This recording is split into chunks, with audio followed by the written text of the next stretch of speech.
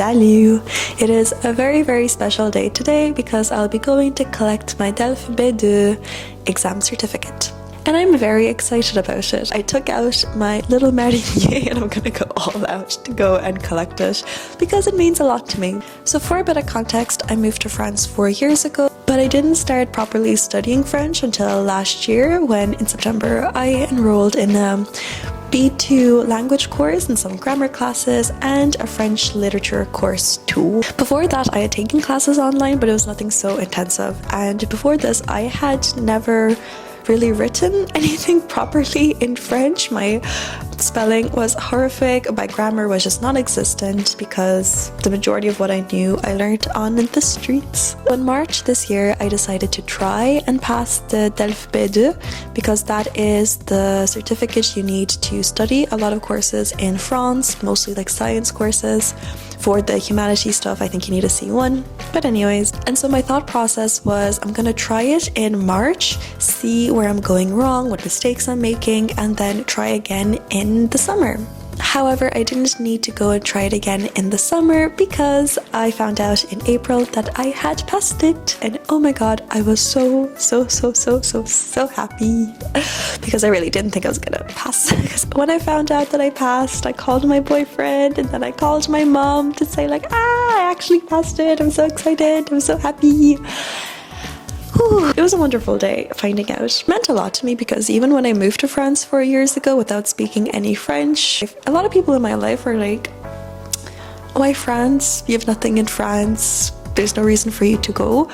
Well, now at least I have something to show for the 4 years that I've been here, so very excited. But that all brings us to today. It is June and I'll be going in about an hour, and I'd love to take you guys with me and chat through some tips and tricks if you want to pass the DELF as well.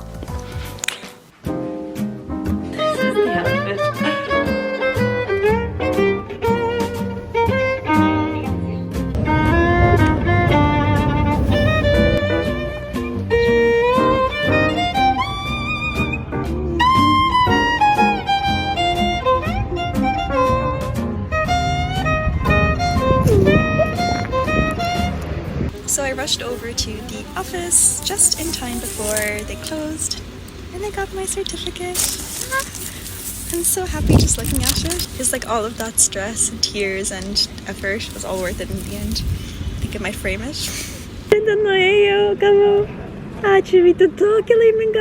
It's like, oh, nesva istorija, like pagaliau visus tas effort, visus tasai stresas buvo in the end iška naudingas. Tai dabar jau viskas, the summer has begun, aš gavau savo sertifikatą, dabar galime atsipalaiduoti visi. So I am back home now and I'd like to go through my top tips and tricks if you want to pass the DELF B2 as well. In this part of the video, I'll be going through loads of useful free resources that you can find online, and absolutely everything will be linked in the description box below. And so before I start talking about each part of the exam, one thing that isn't really talked about so much is that if you do really well in 2 sections of the exam, then you only need to pass the other 2 to pass the whole exam. Basically, there are 4 parts to the exam, each worth 25 marks each, and you need to get 50 marks in total to pass. In my own case, I did really well in the Comprehension parts of the exam, the Compréhension écrite and the Compréhension orale, mais les productions écrites et les productions orales, ça a été horrible.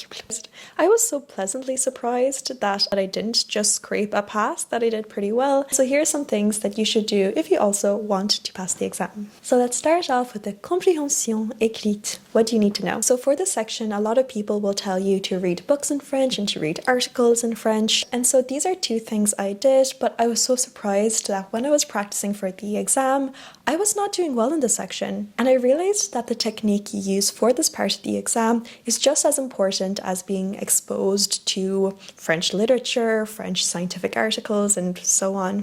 Like practicing past exam paper questions with the marking scheme is so important. Particularly there are a lot of true or false questions and like multiple choice questions where you basically get like 4 phrases that relate to one part of the text.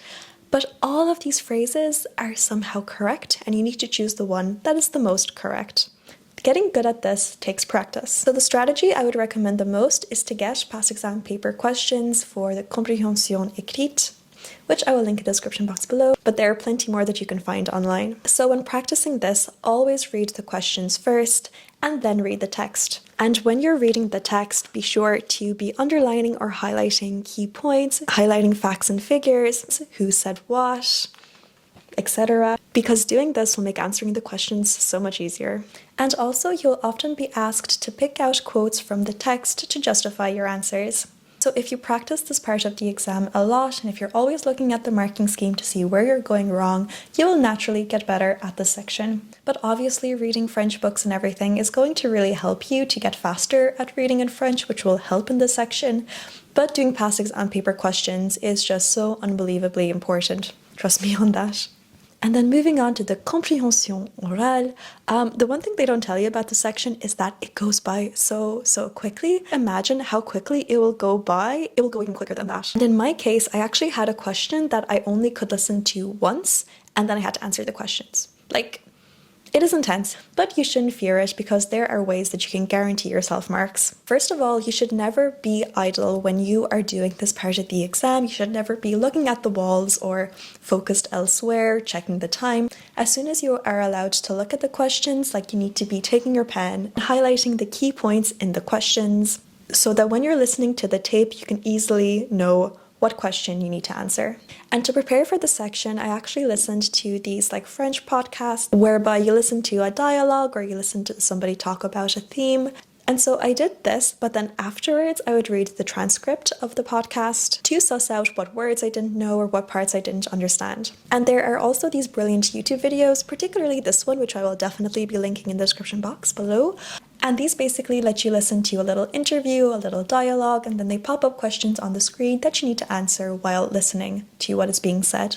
And so moving on to the production parts of the exam, I will just put a disclaimer that if you're hoping to get like 25 out of 25 in these parts of the exam, I'm probably not the best person to listen to, but if you want to guarantee yourself a pass, then here is the strategies you should use. So first of all, for the Production Écrite, a letter to the mairie comes up very often. I'm not saying this will be what you'll have to write on the day of the exam. However, it is a common question, and so therefore it is really worth your time to just learn off the structure of a letter using the polite form. So basically know where you need to put your addresses, know like the introduction paragraph, know how to write your conclusion, and know how to sign off. This will earn you loads of marks. And it really doesn't matter what kind of like letter you need to write.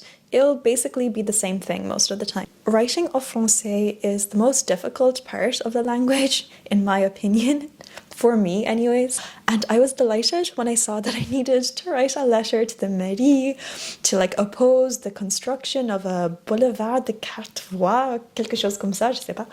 I was like, yes, I know my introduction, I know my conclusion, and then I just waffled for 3 little points, and then I did well in it. Very happy.